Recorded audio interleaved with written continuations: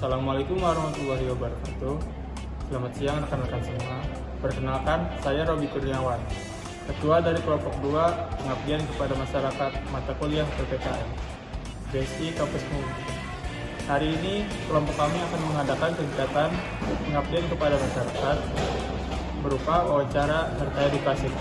Untuk persingkat waktu, kita bisa mulai ke kegiatan. Ini kami dari mahasiswa teknologi informasi dari BSI Kampus Muda. Nah, maksud dan tujuan kami itu lagi ada tugas tentang pengabdian masyarakat itu. Nah, kita mau minta izinnya dulu ya, mohon maaf ganggu waktunya. Kalau boleh kita mau ambil video 10 menit ya buat kayak edukasi penggunaan batik. Adik tahu nggak apa itu batik? Yang saya tahu batik itu udah lupa juga sih Kak, kayak belum pernah tahu juga. Oke, di sini saya kasih tahu ya, batik itu adalah seni tekstil untuk membuat motif indah pada kain. Batik berasal dari bahasa Jawa atau ambatik yang berarti titik atau tetes. Dengan adanya kreativitas, media batik tidak hanya pada kain tetapi bisa merupakan media lain seperti kertas, kayu, hingga keramik. Saat ini batik sudah menjadi salah satu dari warisan budaya tak benda Indonesia yang akui oleh UNESCO. Mohon izin Bang, mau minta waktunya buat proyek kami tentang batik. Perkenalkan kami dari Universitas BSI. Minta waktu sebentar Bang ya? Oke. Terkait pertanyaan pertama, yaitu apa sih itu batik Bang? Batik itu merupakan seni tekstil untuk membuat motif indah pada kain. Batik ini berasal dari bahasa Jawa yang berarti ambatik, yang berarti titik atau tetes. Dengan adanya kreativitas dan media batik tidak hanya pada kain tetapi bisa merupakan media lain seperti kertas, kayu, dan keramik. Saat ini batik sudah menjadi warisan budaya Indonesia yang diakui oleh UNESCO. Untuk pembuatan batiknya Abang tahu nggak cara prosesnya? Oh, kurang tahu deh. Jadi proses pembuatan batik pada kain meliputi pemilihan bahan kain. Pada umumnya biasanya menggunakan bahan katun atau sutra. Pembuatan motif atau pola dengan lilin menggunakan teknik canting. Pewarnaan direndam ke dalam larutan pewarna beberapa kali tergantung perpaduan warnanya. Terakhir lilin malam dibersihkan dengan pemanas kain lalu dikeringkan. Selanjutnya, Kak Dede tuh tahu nggak sih proses pembuatan batik itu kayak apa? Iya tuh kayak itu yang saya bingungin, gimana cara pembuatan batik dari mana fase apa ke mana. Oke, biar kakak jelasin ya. Oke, Kak. Proses pembuatan batik itu meliputi bahan kain. Nah, umumnya tuh kan kita pakai bahan katun kan. Iya. Nah, pembuatan motif atau pola itu biasanya kita pakainya lilin malam. Pakainya kayak canting gitu. Terus pewarnanya itu nanti direndam dilakukan perwarna. Nah, beberapa kali tergantung dari si batiknya itu mau dikasih warna kayak apa. Oh gitu Kak. Iya, terus nanti dikeringin jadi deh. Oh Terus adik tahu nggak batik harus menggunakan motif khusus tahu? Wah, apa itu Kak?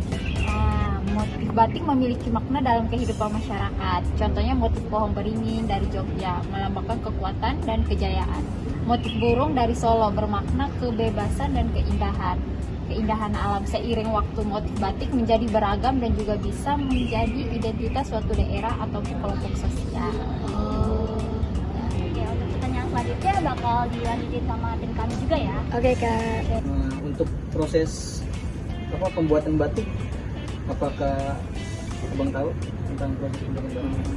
Yang saya tahu sih proses pembuatan batik ini meliputi kain, yang itu pemilihan bahannya merupakan meliputi kain yang umumnya bahan katun atau sutra.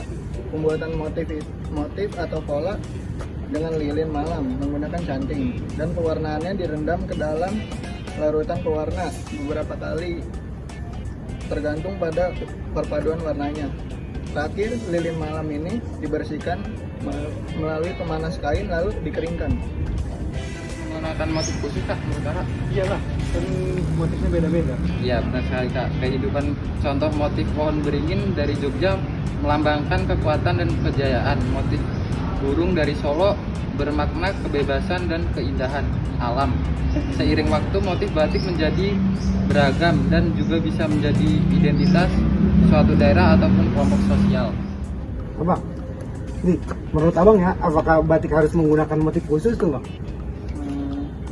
Sebenarnya sih nggak terlalu ya motif khusus. Iya. Ya, nggak terlalu ini harus pakai motif khusus, itu nggak terlalu. Paling itu untuk beberapa daerah-daerah tertentu doang sih yang punya motif khususnya. Yang keempat, saya mau nanya tanggapan abang tentang penggunaan batik pada kehidupan sehari-hari. Menurut saya sih dengan diakuinya batik oleh UNESCO ini, batik tidak hanya tren berbusana melainkan jadi itu sebagai bentuk cinta rasa tanah air kepada budaya Indonesia. Jadi itu nggak harus kita pakai sehari-hari. Jadi kayak untuk kita batik ini untuk melestarikan budaya yang ada di Indonesia. Nah, itu buat memperkenalkan ke dunia luar ya. Dunia luar ya, bahwa batik ini ada budaya asal Indonesia. Bang, selanjutnya nih, bagaimana batik menjadi sumber mata pencarian? Nah, kalau untuk sumber mata pencarian ini, batik ini para pengrajin batik nih, terutama yang batik-batik tradisional maupun industri kreatif ini memberikan lapangan kerja yang cukup luas, dan proses transaksi jual belinya itu sangat luas ya. Kalau misalkan batik ini bisa diekspor ke luar negeri kan bisa mengenalkan budaya kita, jadi proses transaksi ini sangat bagus untuk Indonesia. Ya. Bang, menurut abang batik tuh bisa nggak sih kalau misalnya dipakai buat sehari-hari? Nggak bisa sih, buat hari tertentu aja. Jadi sebenarnya selain diakui oleh UNESCO, batik itu bisa untuk melestarikan budaya Indonesia dan untuk berbusana sebagai bentuk cinta tanah air, Bang. Adek tahu nggak sih tanggapan Adek tentang batik di kehidupan sehari-hari? Waduh, itu belum tahu bang, tolong jelasin dong. Batik dalam kehidupan sehari itu kan sudah jelas ya, bahwa batik itu kan jadi warisan budaya benda ya, yang diwariskan oleh Indonesia dan diakui oleh UNESCO. Batik tidak hanya jadi tren busana, melainkan sebagai bentuk cinta tanah air serta turut membantu melestarikan budaya Indonesia. Abang tahu nggak sih bagaimana batik menjadi sumber mata pencarian? Mungkin bisa dijual. Oke, batik itu menjadi sumber mata pencarian bagi para pengrajin batik tradisional maupun pelaku industri kreatif dengan memberikan lapangan pekerjaan dan juga terus proses transaksi jual beli. Kalau untuk sumber mata pencarian dari batik, tahu? Aduh, itu juga belum tahu Pak. Batik menjadi sumber mata pencarian bagi pengrajin batik tradisional maupun pelaku industri kreatif dengan memberikan lapangan pekerjaan dan juga terjadi proses transaksi jual beli. Oh ya, seperti itu ya bang.